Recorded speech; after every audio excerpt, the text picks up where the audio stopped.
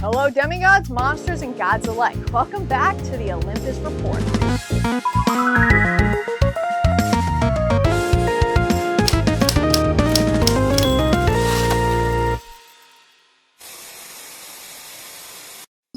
The final three, Half-Bloods, let's take a trip to Vegas. Here's everything you may have missed in Percy Jackson Episode 6. We take a zebra to Vegas.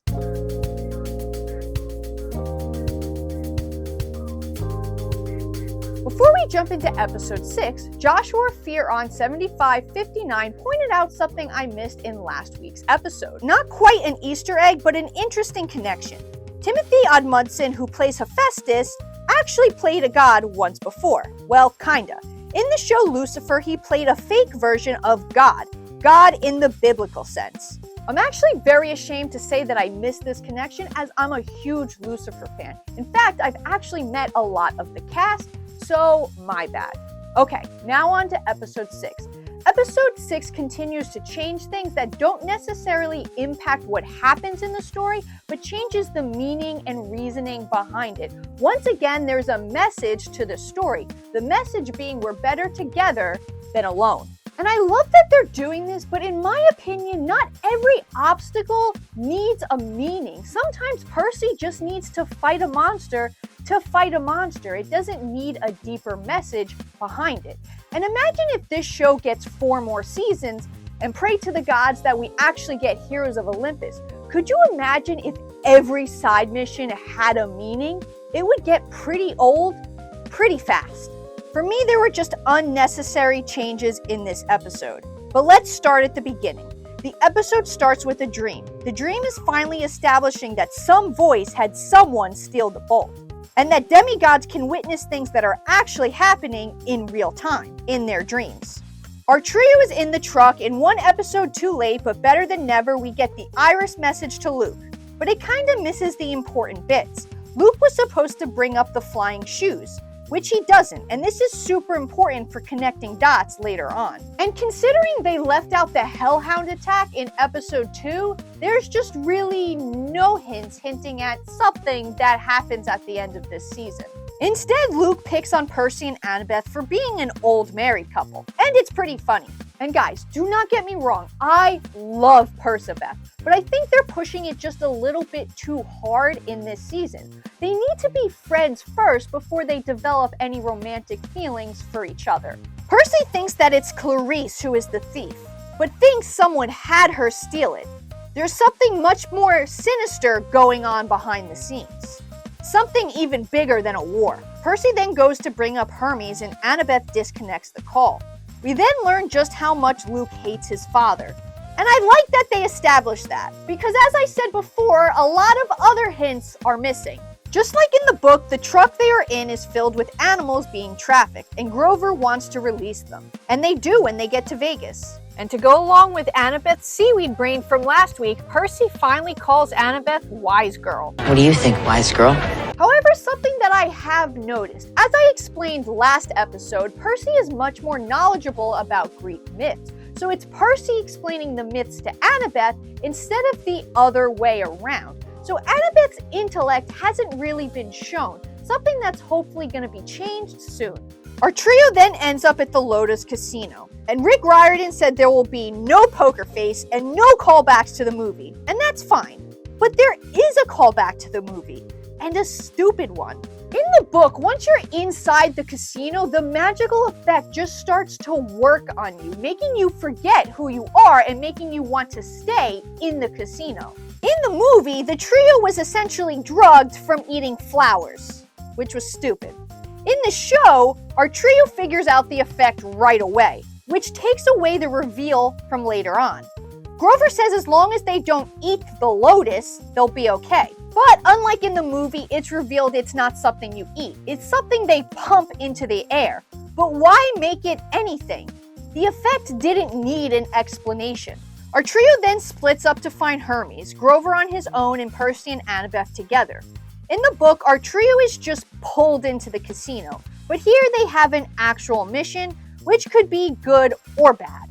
Like I said before, it's nice that they're adding meaning behind certain things, but not everything needs a meaning. Grover runs into another satyr, who is looking for Pan but seems to have been stuck here. The satyr then leads Grover deeper into the casino, and eventually Grover falls under the spell, forgetting his mission. Percy and Annabeth are having an easier time of it.